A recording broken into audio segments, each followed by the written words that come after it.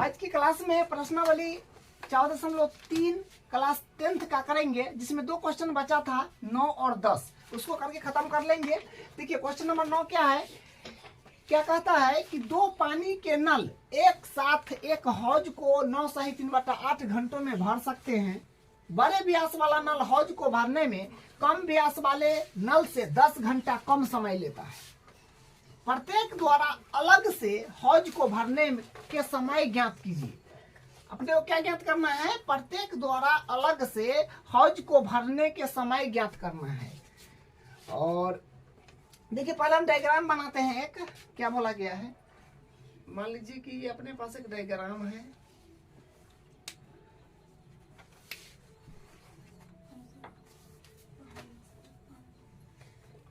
और मान लीजिए कि ये हौज है और इसमें 2 प्रकार का नल है, ठीक है। एक है कम व्यास वाला, तो मान लीजिए इधर से ये कम व्यास वाला इसमें डालते हैं,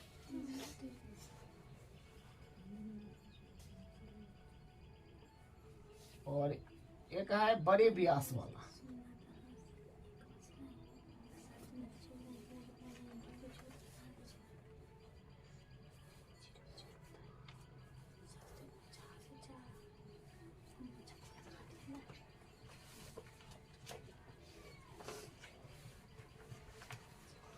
ठीक है, ये कम व्यास वाला नल है, ये बड़े व्यास वाला नल है। देखिए दोनों में क्या संबंध दिया है कि 2 पानी के नल एक साथ एक हौज को, मतलब ये दोनों अगर मिल कर भरेगा ना दोनों, तो ये दोनों मिल के भरेगा तो इसको लग जाएगा 9 सही 3/8 घंटा।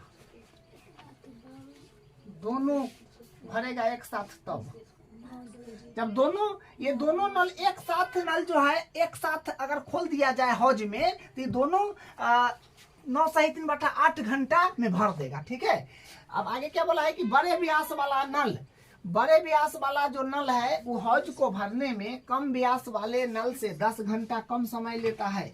मतलब अगर मान लीजिए, ये तो जाहिर सी बात है कि बड़ा व्यास वाला नल जल्दी भर देगा और कम व्यास वाला तनी समय लगाएगा। क्या तो वही बोला है कि बड़े व्यास वाला नल जो है हौज को भरने में कम व्यास वाला से 10 घंटा कम लेता है। मतलब कम व्यास वाला से 10 घंटा कम लेता है कौन, बड़ा व्यास वाला। तो कम व्यास वाला कितना देर में भरा, ये मालूम अपने को नहीं ना है। अगर ये चीज मालूम हो जाएगा तो इसमें 10 घंटा कमाएंगे, तो बड़े व्यास वाला कितना देर में हौज को भरता है वो आ जाएगा।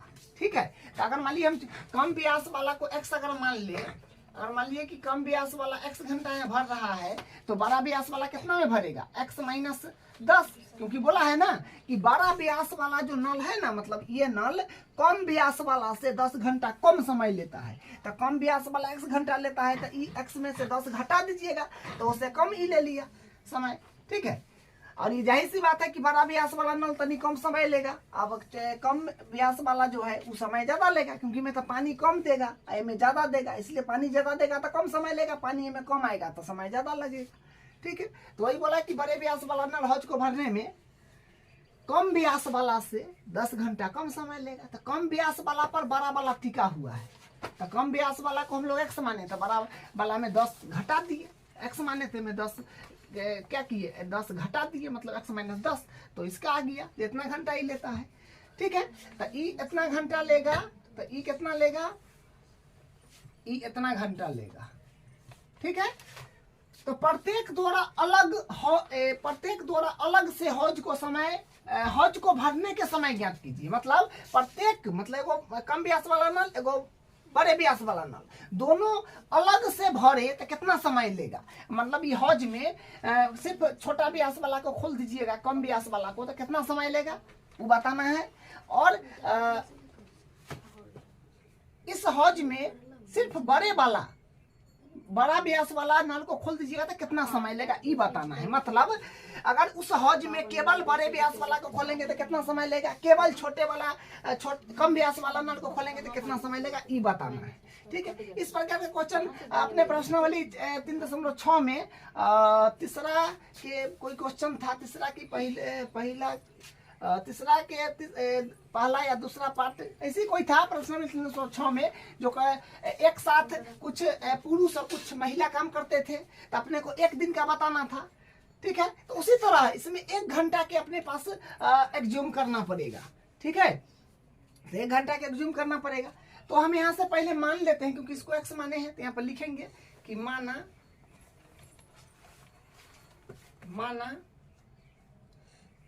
कम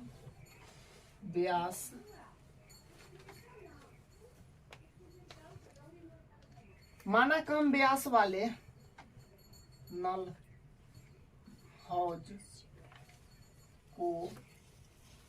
हौज को भरने में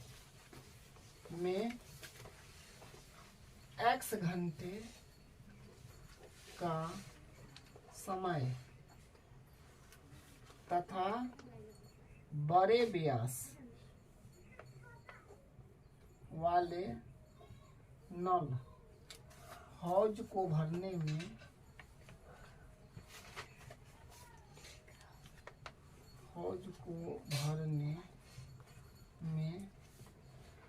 तो बड़े व्यास वाला जो है कम व्यास वाला से तो 10 घंटा कम लेता है, तो ई x घंटा ले रहा है, तो कितना लेगा, इनमें से 10 कमा दीजिए, मतलब x में से 10 घट जाएगा, तो x माइनस 10 घंटा लेगा घंटे। तो वही लिखे हैं कि x घंटे माना कम व्यास वाले नल हौज को भरने में x घंटे का समय तथा बड़े व्यास वाला नल हौज को भरने में x माइनस 10 घंटे का समय लेता है, ठीक है। तो ये तो अगर एक अकेला नल को खोल दीजिएगा बड़े वाला को और छोटे वाला को अकेला, तो कम व्यास वाला नल को अगर खोल दिए अकेला तो मान लिए कि x घंटा लेता है, और बड़े व्यास वाला को अकेला खोल दिए तो x माइनस 10 घंटा का समय लेता है, उससे 10 घंटा कम लेता है, ठीक है। तो 1 घंटा में कितना भरेगा, 1 घंटा, जैसे मान ली कि यहाँ पर ये हौज है और ये हौज अगर 5 घंटा में भर रहा है तो 1 घंटा में इतना हिस्सा भरेगा क्या, तो दूसरा में इतना, तीसरा में इतना, चौथा में इतना, पांचवा में यहाँ कर खत्म कर देगा। हम कहेंगे कि 1 घंटा में कितना भरेगा, तो 1/5 हो जाएगा, ठीक है। तो 1 घंटा का काम में क्या होगा, 1/5 हो जाएगा। तो उसी प्रकार इसमें 1 घंटा का निकालेंगे, तो यहाँ से हम लिखेंगे अब 1 घंटे में कम व्यास वाला नल को 1 घंटे में कम व्यास वाला नल को भरने में हौज भरने में 1 घंटे में कम व्यास वाला नल को हौज भरने में लगा समय बराबर, मतलब 1 घंटे में कम व्यास वाला नल को हौज भरने में लगा समय तो कितना लगेगा, तो कम व्यास वाला को लग रहा है x घंटा, तो 1 घंटा में कितना भरेगा, 1/x हो जाएगा, ठीक है, इतना हो जाएगा। उसी प्रकार 1 घंटे में तथा 1 घंटे में बड़े व्यास वाले 1 घंटे में बड़े व्यास वाले नल को हौज भरने में लगा समय, ठीक है, लगा समय। तो 1 घंटा में क्या होगा, तो मतलब उसको लग रहा है x माइनस 10 घंटा, तो 1 घंटा में एक हिस्सा ना भरेगा, तो 1/x माइनस 10 इतना हिस्सा भर देगा, ये इतना हिस्सा भर देगा, ठीक है। 1/10 माइनस x हिस्सा, ये इतना हिस्सा भर देगा। जैसे आपको लॉजिक पता है ना कि मान ली कि एक ये हौज है, इसको भरने में 5 घंटा लगता है, तो 1 घंटा में कितना भरेगा, तो इसका एक हिस्सा माने 1/5, 2 घंटा में कितना भरेगा, तो 2 हिस्सा, तो 2/5।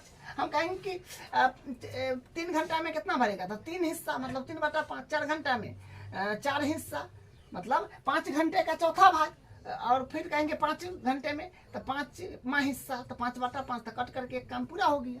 तो इस तरह से 1 घंटे को निकलने के लिए उतना के, अगर मान ली 2 घंटा के निकलना है तो 2 बट्टा, कुल समय लग रहा है 5, तो 2 बट्टा 5। और 4 घंटा के निकलना है तो 4 ऊपर, कुल समय लग रहा है 5, तो 5। तो इसी प्रकार इसमें हम 1 घंटे में कम व्यास वाला नल द्वारा हौज को भरने में लगा समय, तो हम तो जानते हैं कि उसको हौज को भरने में लगा समय x घंटा, तो माने हुए हैं। तो 1 घंटा के लिए तो 1 घंटा में क्या भरे, 1 के हिस्सा ना भरेगा तो 1 बटा x। फिर बड़े व्यास वाला तो भरने में लगाता है x - 10 घंटा, तो हम कहेंगे 1 घंटा में बताइए, तो उसका 1 के हिस्सा ना भरेगा तो 1 बटा x - 10। तो उस तरह से ये लिखा गया है। ठीक है, ठीक है। चलिए अब देखिए, अब हम लोग प्रश्न से स्टार्ट करेंगे। तो प्रश्न से क्या कह रहा है कि 2 पानी के नल एक साथ एक हौज को 9 सही 3 बटा 8 घंटा में भर सकता है। बड़े व्यास वाला नल हौज को भरने में कम व्यास वाले नल से 10 घंटे कम समय लेता है। प्रत्येक द्वारा नल से हौज को, प्रत्येक द्वारा अलग से हौज को भरने में लगा समय, मतलब प्रत्येक द्वारा अलग से हौज को भरने में लगा समय ज्ञात कीजिए, मतलब अलग अलग समय ज्ञात करना है। तो ठीक है, देखिए बात यहाँ पर क्या है कि ये नल और ये नल दोनों मिला के कितना घंटा लगा रहा है, 9 सही 3 बटा 8। तो मतलब इसका जोड़ प्लस इसका जोड़ बराबर हो जाएगा 9 सही 3 बटा 8 के, क्योंकि दोनों नल एक साथ खोल रहे हैं तो इतना घंटा लग रहा है।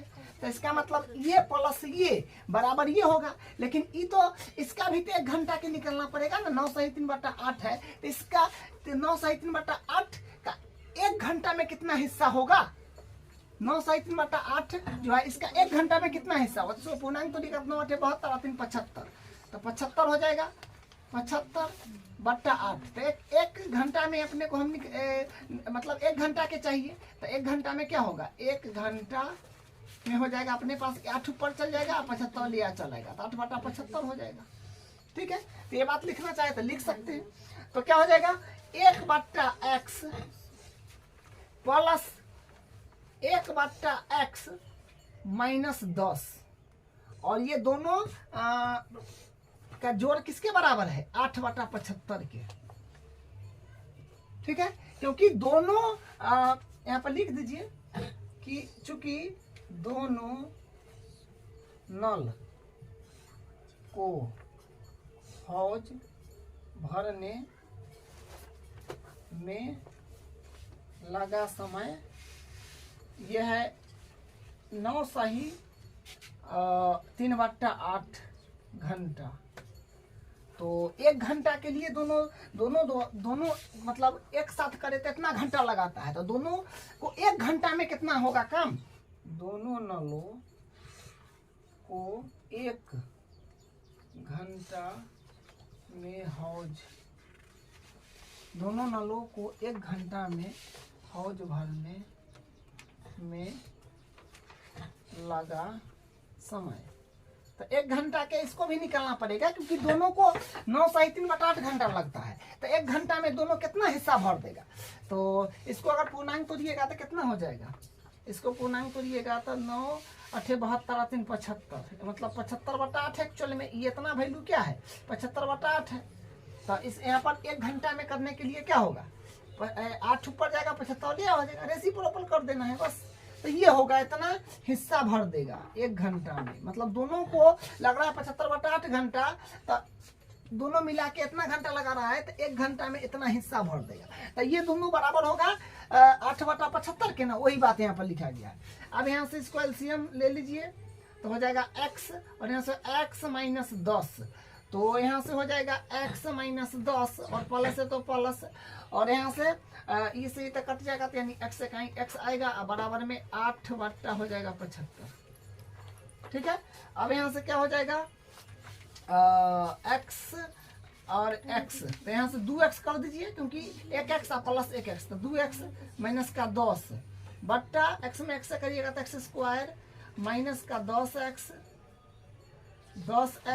और बराबर में 8 बटा 75।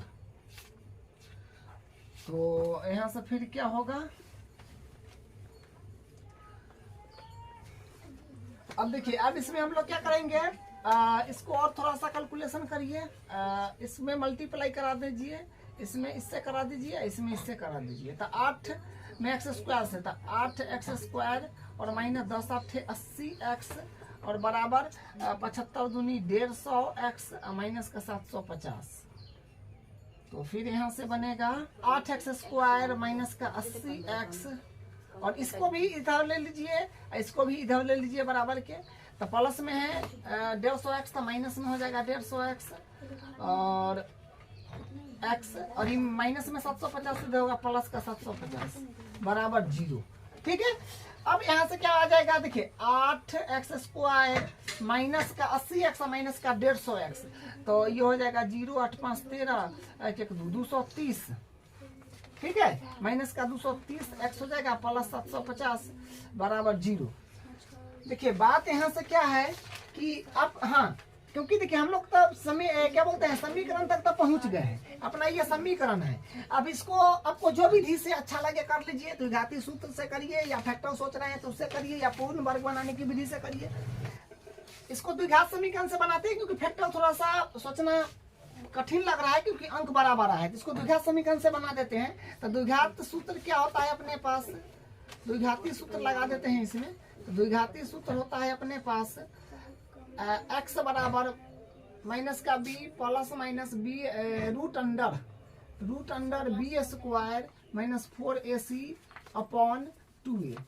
तो abc क्या है जो आप जानते हैं, a का गुणांक मतलब x स्क्वायर का गुणांक 8 है, तो a का वैल्यू हो गया, और b का वैल्यू होगा x का गुणांक जो माइनस का 230 है बराबर, और c का वैल्यू हो जाएगा अपने पास 750। साइन के साथ उठाइएगा, ये फिक्स कर लीजिए। अब बस यहाँ पर मान भरिए, कैलकुलेशन बच गया है। मेन काम यही था, ठीक है, इसको पढ़ करके ये बनाना बस, उसके बाद अब जो है सो आप कर लीजिएगा।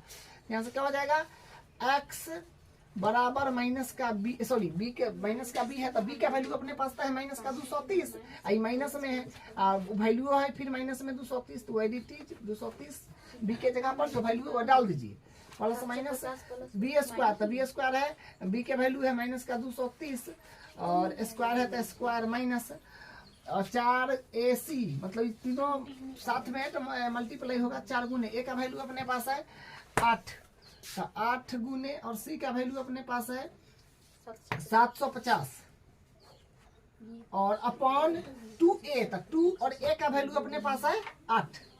ठीक है, अब यहाँ से क्या होगा, x बराबर minus minus plus 230 plus minus root under में हो जाएगा 52,900। ठीक है, देखिए ये स्क्वायर है से तो माइनस प्लस हो गया, और 230 का स्क्वायर करिएगा तो 52,900 आएगा। ठीक है, बस बेसिक कैलकुलेशन है, माइनस सबको मल्टीप्लाई करिएगा 750 में 8 से या फिर 4 से, तो आ जाएगा 24,000। ठीक है, बट्टा 8 दूनी 16, बस बेसिक कैलकुलेशन है। अब यहाँ से फिर हो जाएगा x बराबर 230 प्लस माइनस रूट अंडर, इसको घटाने पर बनेगा 28,900 आ रहा है। ठीक है, इस सबको घटाइएगा 28,900 आएगा, और बट्टा में 16। अब इसका वर्गमूल भी हो जाएगा जो अपने पास आ जाएगा x बराबर 230 प्लस माइनस 170 का ये स्क्वायर है। ठीक है, 28,900 का वर्गमूल तो दिएगा 170 आएगा, और बट्टा में 16 है तो 16। अब यहाँ से क्या काम करेंगे, हाँ 2 केस बन जाएगा, एक केस होगा अपने पास, 2 केस बनेगा, तो एक केस हो जाएगा x बराबर 230, एक बार प्लस के ले लीजिए 170 बट्टा 16, और एक बार ले लीजिए x बराबर 230 माइनस 170 बट्टा 16। ठीक है, अब यहाँ से आ जाएगा अपने पास x बराबर, इसको जोड़िएगा तो जोड़ना 400 आ रहा है, इसको जोड़िएगा तो 400 आएगा बट्टा 16, तो यानी कट पीट के आ जाएगा 25 आ जाएगा, इसको कट पीट के करिए, मतलब कट पीट लीजिएगा तो 25 आ रहा है। ठीक है, और ये तो माइनस में है तो इसको घटाना पड़ेगा, इसमें घटाइएगा तो 60 आ रहा है। ठीक है, बट्टा 16, तो यानी यहाँ से आएगा x बराबर 16 चौका 64, नहीं 3 16 48 नहीं, इस तरह से कुछ आएगा, तो ये तो पॉसिबल नहीं होगा। अब ये असर कैसे, देखिए ये कह रहा है कि बड़ा व्यास वाला नल हौज को भरने में छोटा व्यास वाला से 10 घंटा कम समय लेता है। तो हम लोग x किसको माने हैं, छोटा व्यास वाला को, तो छोटा व्यास वाला में 10 घंटा लग रहा है, छोटा व्यास वाला में 10 घंटा लग रहा है, तो छोटा ब्यास वाला में घंटा मानिए ना 3.25 घंटा अगर लगेगा तो उससे 10 घंटा कम कितना में होगा से बताइए। 10 घंटा कम कितना इसमें कर पाइएगा, नहीं ना कर पाइएगा तो माइनस में चल जाएगा ना। 10 घंटा कम कितना होगा, इसलिए ये वैल्यू आपका पॉसिबल नहीं है, ये होगा नॉट पॉसिबल। ठीक है, ये वैल्यू होगा। तो बस हम एक्स माने थे किसको, कम व्यास वाले नल को माने थे ना, कहाँ है, हाँ माना कम व्यास वाले नल को हौज भरने में लगा समय x घंटा। तो लिख दीजिए अतः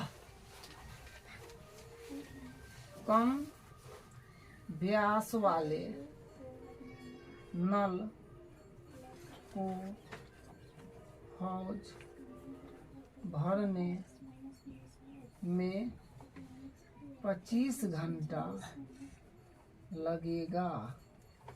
ठीक है, तो अतः कम व्यास वाले नल को हौज भरने 25 घंटा लगेगा तथा बड़े व्यास वाले नल को हौज भरने में तथा उससे 10 घंटा कम था, तो इसमें वैल्यू पुट कर दीजिए। हौज को भरने में लगा समय तो वह के उससे 10 घंटा कम लग रहा था, तो x माइनस 10, तो x के मानता है 25, तो 25 माइनस 10 यानी 15 घंटा इसको लगेगा, 15 घंटा। ठीक है, इसको 15 घंटा, इसको 25 घंटा, तो कम व्यास वाला को 25 घंटा, इसको 10 घंटा। तो देखिए, तो 10 घंटा कम लग रहा है ना, यहाँ पर देख लीजिए 10 घंटा कम लग रहा है, इसको 25 घंटा लग रहा है, तो इसको 10 घंटा कम लग रहा है। सही बात है, ये तो वैल्यू होबे नहीं करेगा, 10 घंटा क्या कम करिएगा, में वैल्यू नहीं बन रहा है बात। तो ये डज नॉट पॉसिबल कर दिए ना इसको, तो ये अपना पॉसिबल हो गया। देखिए, हम क्वेश्चन में कुछ नहीं किए, मोटा मोटी काम क्या किए, सबको हम 1 घंटा पर चलाए। 1 घंटा पर चलाने के बाद अपने पास क्या था, बोला था ना कि दोनों एक साथ खुलता है तो इतना समय लगता है। तो 1 घंटा पर चलाने के बाद अपना यहाँ पर ये वैल्यू आया था। यहाँ पर ये 1 घंटा में चलाने का मतलब 1 दिन के 1 घंटा का हिस्सा, तो इतना दोनों के जोड़ के दोनों को जोड़ इसके बराबर, इसको भी 1 घंटा में बदल लिए, तो इसको दोनों को जोड़ इतना के बराबर हो गया। बस कैलकुलेशन करे थे, अलग अलग पूछा था, तो अलग अलग जो माने थे उसमें वैल्यू पुट कर दिया, अपना आंसर आ गया। तो ये इंपॉर्टेंट क्वेश्चन है, एग्जाम में डायरेक्ट आ जाता है, ये जो बढ़िया क्वेश्चन है, इसलिए इसको एक बार 2 बार प्रैक्टिस करिएगा। ठीक है, अब इसका अगला क्वेश्चन करते हैं, वो भी बढ़िया क्वेश्चन है। क्वेश्चन नंबर 10 देखिए क्या कहता है, मैसूर और बेंगलोर के बीच के 132 किलोमीटर यात्रा करने में एक एक्सप्रेस रेलगाड़ी सवारी गाड़ी से 1 घंटा समय कम लेती है। मध्य के स्टेशनों पर ठहरने का समय ध्यान में न लिया जाए, मतलब मध्य के स्टेशन पर ठहरे या न ठहरे उसका समय आपको ध्यान में नहीं रखना है। यदि एक्सप्रेस रेलगाड़ी की औसत चाल सवारी गाड़ी की औसत चाल से 11 किलोमीटर प्रति घंटा अधिक हो तो दोनों रेलगाड़ियों की औसत चाल ज्ञात कीजिए। देखिए, ये बात तो आप जानते हैं कि एक्सप्रेस गाड़ी थोड़ा स्पीड चलता है, मतलब रेस में चलता है, तो क्या होगा, उसमें समय कम लगेगा, और सवारी गाड़ी को तनी ज्यादा लगेगा समय, क्योंकि वो जो है वो क्या धीमी चलता है, थोड़ा उसके कंपेरिजन में स्लो चलता है, तो उसमें सवारी गाड़ी में समय ज्यादा लगेगा, एक्सप्रेस में कम लगेगा। ठीक है, तो अपने को क्या बोला है, हो तो दोनों गाड़ियों की औसत चाल ज्ञात कीजिए। तो हम लोग क्या करेंगे, गाड़ी के औसत चाल मान लेंगे। तो किसके हिसाब से मानेंगे, और इसमें देखिए ना डिपेंड होगा, उसी के हिसाब से मानना पड़ेगा।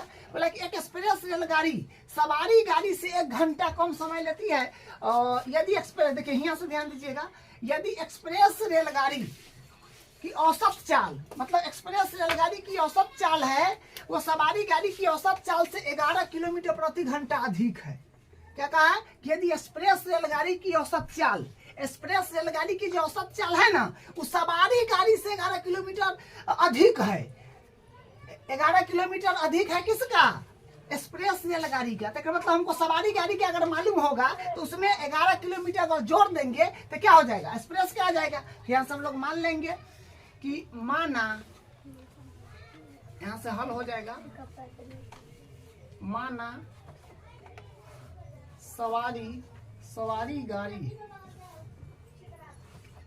सवारी गाड़ी की औसत चाल है x किलोमीटर प्रति घंटा मान लेते हैं। ठीक है, सवारी गाड़ी की औसत चाल x किलोमीटर प्रति घंटा, तो एक्सप्रेस के क्या हो जाएगा, एक्सप्रेस गाड़ी की चाल।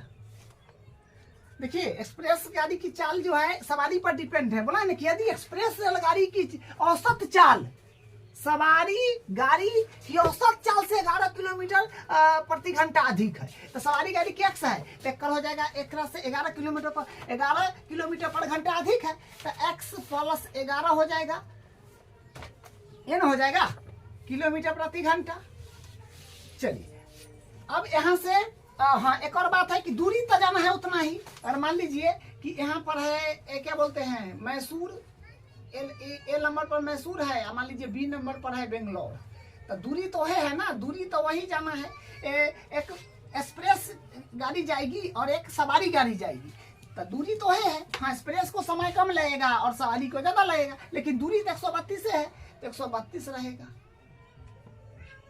ठीक है, दूरी तो अपने पास 132 है, तो यहाँ पर फार्मूला लगाना पड़ेगा। समय बराबर होता है अपने पास, समय बराबर होता है दूरी बट्टा चाल। तो समय हो जाएगा अपने पास दूरी बट्टा चाल, तो दूरी हो जाए, दूरी तो वही है यहाँ से यहाँ के बीच में 132, 132 और चाल तो देखिए पहले हम लोग क्या क्या है सवारी गाड़ी के निकाल लेते हैं। तो सवारी गाड़ी के लिए x है तो ये हो जाएगा दूरी बट्टा चाल, तो मतलब दूरी होगी अपने पास 132, दूरी फिक्स है और चाल सवारी चल रहा है x के हिसाब से। ठीक है, उसके बाद यहाँ से इसका फिर क्या हो जाएगा एक्सप्रेस के लिए, तो इसमें हो जाएगा फिर यहाँ पर लगेगा समय बराबर दूरी बट्टा चाल, दूरी बट्टा चाल। तो अब एक्सप्रेस के लिए देखेंगे तो समय में रिलेशन दिया है। ठीक है, तो इसलिए समय बराबर दूरी, तो दूरी तो वही जाना है 132 से, तो इस बार जाना है एक्सप्रेस से, और वो चाल है आपका x प्लस 11, इससे 11 किलोमीटर अधिक है। तो अब देखिए क्या बोला है, समय में संबंध दिया है। ठीक है, या तो आप T1 T2 मान लीजिए, या फिर यहाँ पर लिखा है उसे लिख लीजिए। बोला है ना कि एक एक्सप्रेस रेलगाड़ी सवारी गाड़ी से घंटा कम समय लेता है। क्या कह रहा है प्रश्न से, एक्सप्रेस रेलगाड़ी बराबर सवारी रेलगाड़ी से 1 घंटा समय कम लेती है। मतलब एक्सप्रेस रेलगाड़ी सवारी गाड़ी से जो है 1 घंटा कम समय लेती है। एक्सप्रेस रेलगाड़ी सवारी गाड़ी से 1 घंटा कम समय, तो वही लिखे हैं कि एक्सप्रेस रेलगाड़ी बराबर सवारी गाड़ी से 1 घंटा कम समय लेता है। सवारी गाड़ी में घंटा घट जाएगा, तो एक्सप्रेस रेलगाड़ी का जो है ये रहा, एक्सप्रेस का ये है और ये अपना सवारी का है। तो एक्सप्रेस का क्या है, एक्सप्रेस का है 132 बराबर x प्लस 11 और बराबर है तो बराबर सवारी गाड़ी का ये है जो है 132 बट्टा x, और 1 घंटा कम समय लग रहा है तो में -1 करिएगा बस। अब इसको हम इस तरफ ले लेते हैं, इसको इस तरफ लेते हैं, बस इसको हल करिएगा, अपना काम बन जाएगा। तो यहाँ से हो जाएगा 132 x प्लस में है तो नहीं आएगा तो माइनस में हो जाएगा 132 बट्टा x प्लस 11 और बराबर हो जाएगा सॉरी इसको उस तरफ भेज रहे हैं तो माइनस में है तो प्लस में हो जाएगा। यहाँ से आप इसको एलसीएम वगैरह ले लीजिए, तो एलसीएम वगैरह लेने पर क्या बनेगा, तो यहाँ से आएगा 1 बराबर, या फिर कॉमन ले लेंगे। देखिए यहाँ पर कॉमन लीजिएगा तो आसान पड़ेगा ना, तो ज़्यादा भारी हो जाएगा। तो 132 कॉमन लीजिएगा तो 1 बट्टा x और माइनस 1 बट्टा x प्लस 11, तो यहाँ से हो जाएगा 1 बराबर 132 है तो 32। अब इसको एलसीएम ले लीजिए तो x इंटू एक्स प्लस 11, तो इसे ही तो कट जाएगा तो यहाँ पर आएगा x प्लस 11 और यहाँ से आएगा इसे ही कट जाएगा तो यहाँ पर x आएगा।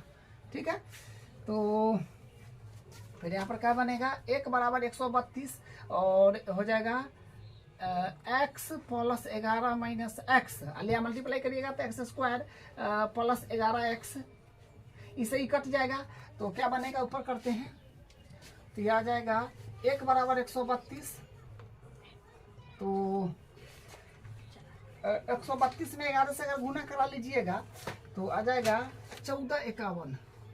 ठीक है, बट्टा एक्स स्क्वायर और प्लस का 11x।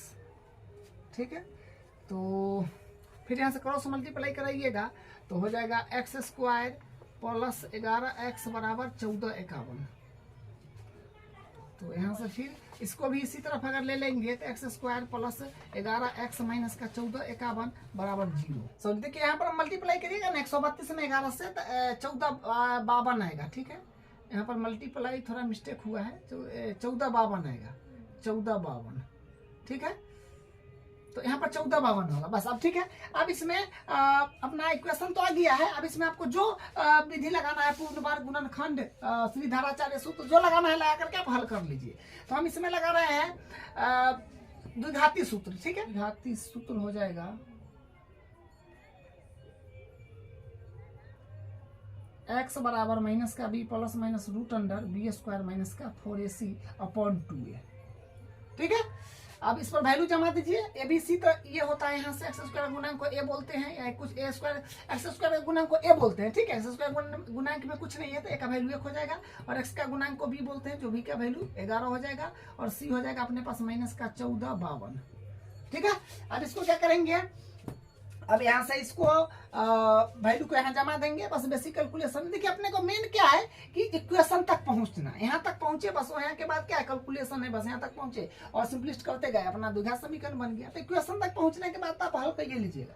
तो यहाँ पर वैल्यू हम लोग पुट करेंगे, तो x बराबर माइनस का b, तो b का वैल्यू तो यहाँ पर 11 है, तो माइनस है तो माइनस, b का वैल्यू 11, तो 11 प्लस, और ये हो गया b स्क्वायर, तो जो कि है 11, तो 11 का स्क्वायर माइनस 4 गुने a का वैल्यू अपने पास है 1 गुने सी का वैल्यू है अपने पास माइनस का 1452 है।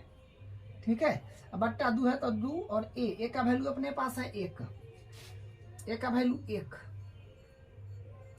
ठीक है, तो ए का वैल्यू 1 है तो 1। अब यहाँ से फिर क्या होगा, x बराबर minus 11 plus minus root under 11 का स्क्वायर होता है 121, माइनस माइनस प्लस हो जाएगा।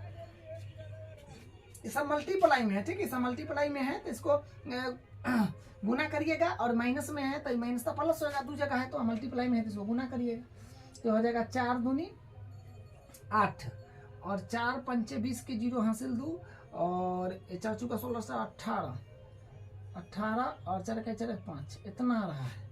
ठीक है, और बट्टा हो जाएगा 2 गुने 1 तो 2, तो फिर यहाँ से बन जाएगा, बस बेसिक कैलकुलेशन है। ठीक है, अब यहाँ से फिर हो जाएगा x बराबर माइनस का 11 प्लस माइनस, इसको जोड़िएगा तो आ जाएगा 8 का 9, और ये हो जाएगा 2, और ये हो जाएगा फिर 8 का 9, और ये हो जाएगा 5, तो यानी 59 29 बट्टा यहाँ से 2 आ जाएगा। इसको वर्गमूल करना पड़ेगा, वर्गमूल क्या होता है, तो यहाँ से फिर हो जाएगा x बराबर माइनस का 11 प्लस माइनस, देखिए इसका वर्गमूल आ जाएगा 77, 59 29 का वर्गमूल आएगा 77, बट्टा 2 है तो 2। अब इसको ऊपर कर देते हैं, क्या है उसको एक बार लिख देते हैं, जो अपने पास आया है x बराबर माइनस का 11 प्लस माइनस, इसका वर्गमूल 59 29 का आएगा 77। ठीक है, और बट्टा 2 है तो 2।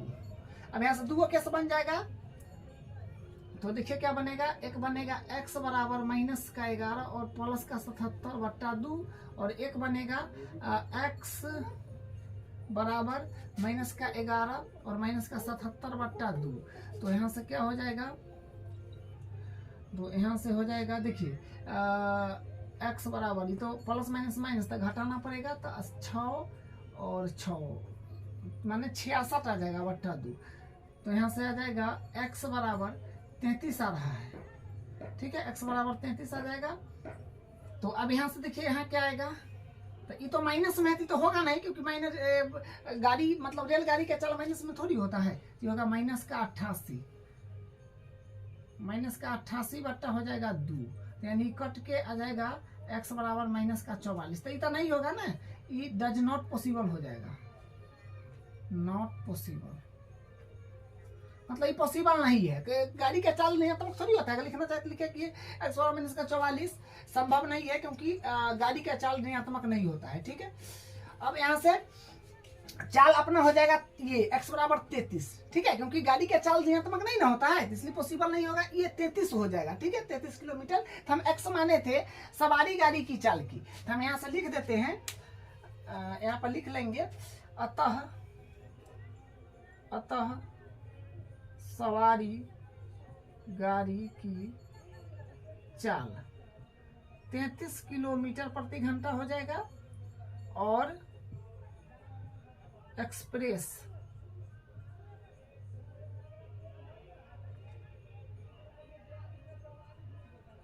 एक्सप्रेस रेलगाड़ी, एक्सप्रेस रेलगाड़ी की चाल। तो एक्सप्रेस का हो जाएगा, देखिए क्या है, x + 11 है, तो x + 11, तो यानी x के वैल्यू तो 33 आया है, तो 33 + 11 मतलब 44। तो इसका एक्सप्रेस का हो गया 44 किलोमीटर प्रति घंटा और सवारी का हो गया 33 किलोमीटर प्रति घंटा। तो इस तरह से ये क्वेश्चन बना है। क्वेश्चन काफी इंपॉर्टेंट था।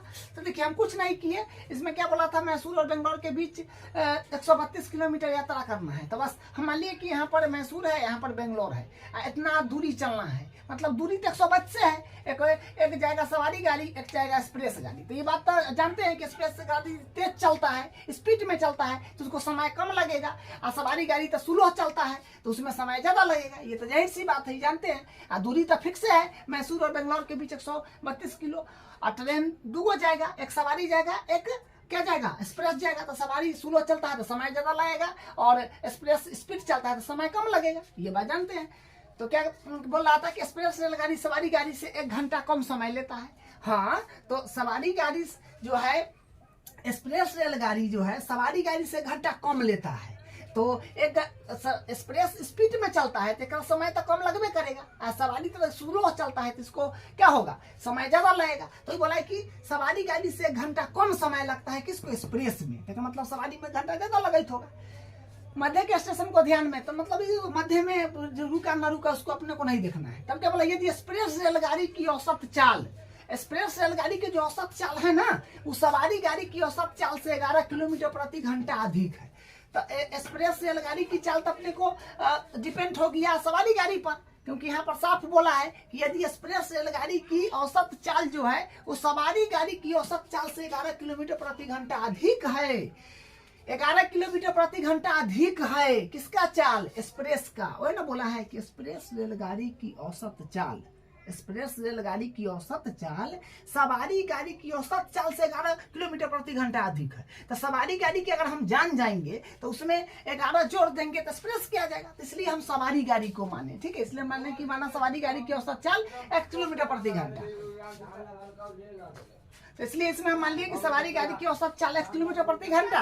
तो यहाँ से एक्सप्रेस का आ गया x + 11। बस उसके बाद हम क्या किए, उसके बाद बस फार्मूला लगा दिया, समय बराबर दूरी बटा चाल। बस वहां से करते गए, यहाँ से समय इतना मिल गया। समय में रिलेशन देल था कि एक्सप्रेस रेलगाड़ी सवारी गाड़ी से बोला है ना। यहाँ से देखिए, एक एक्सप्रेस रेलगाड़ी सवारी गाड़ी से 1 घंटा कम समय लेता है। मतलब एक्सप्रेस रेलगाड़ी जो है वो सवारी गाड़ी से 1 घंटा कम समय लेता है। तो एक्सप्रेस रेलगाड़ी बराबर सवारी गाड़ी में 1 घंटा कमा दिए, है ना, 1 घंटा कम समय लेता है। तो एक सवारी एक्सप्रेस गाड़ी का जो है अपने पास ये रहा तो ये उतार दिए, और सवारी गाड़ी का अपने पास ये रहा तो ये उतारिए। सवारी गाड़ी में 1 घंटा कम समय लेता है तो 1 घंटा कम कर दिए। तो कम करने के बाद बस कैलकुलेशन है बेसिक, इसको इधर लिया है और इसको जो ई जहाँ आता ही रहेगा, ठीक है। इसको इधर लिया, इसको उधर कर दिए, इधर उधर कर दिए बस। उसके बाद कैलकुलेशन करते गए अपना मान आ गया। तो 2 मान आया, 33 आया, माइनस का 44 आया। तब ऋणात्मक चाल नहीं होता है तो चाल ये हो जाएगा।